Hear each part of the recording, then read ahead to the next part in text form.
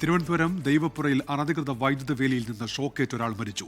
ദൈവപ്പുര സ്വദേശി വിൽസണാണ് മരിച്ചത്. മൃതദേഹം ഇപ്പോഴും വൈദ്യുത വേലിയിൽ കുടുങ്ങിക്കിടക്കുന്ന നിലയിലാണ്. റിനു ശ്രീധറുണ്ട് തിരുവനന്തപുരത്തുനിന്ന് വിശദാംശങ്ങളുമായി. റിനു, വിവരങ്ങൾ.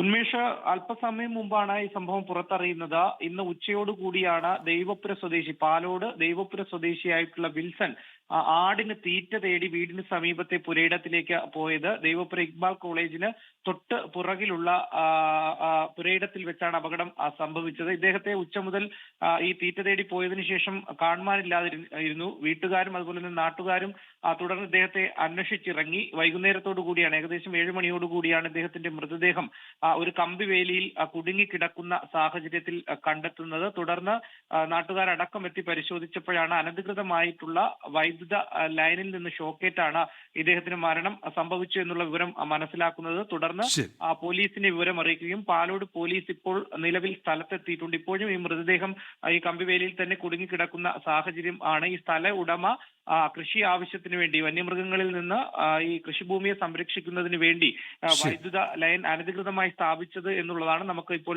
ലഭിക്കുന്ന വിവരം. നിലവിൽ ഇപ്പോൾ പാലോട് പോലീസും അതുപോലെ തന്നെ പെരിങ്ങമല KSEB ഉദ്യോഗസ്ഥരും സ്ഥലത്തെത്തി പരിശോധന നടത്തുകയാണ്. ഉന്മേഷ്, റിനു ശ്രീധറാണ് വിവരങ്ങൾ നൽകിയത്. ലോകത്തെവിടെയായാലും ഏത് സമയത്തും 24 വാർത്തകളും ഓഗ്മെന്റഡ് റിയാലിറ്റി പാക്കേജുകളും എക്സ്പ്ലെയിനറുകളും വിശദമായി കാണാൻ ഞങ്ങളുടെ YouTube ചാനൽ നിങ്ങൾക്ക് സബ്സ്ക്രൈബ് ചെയ്യാം.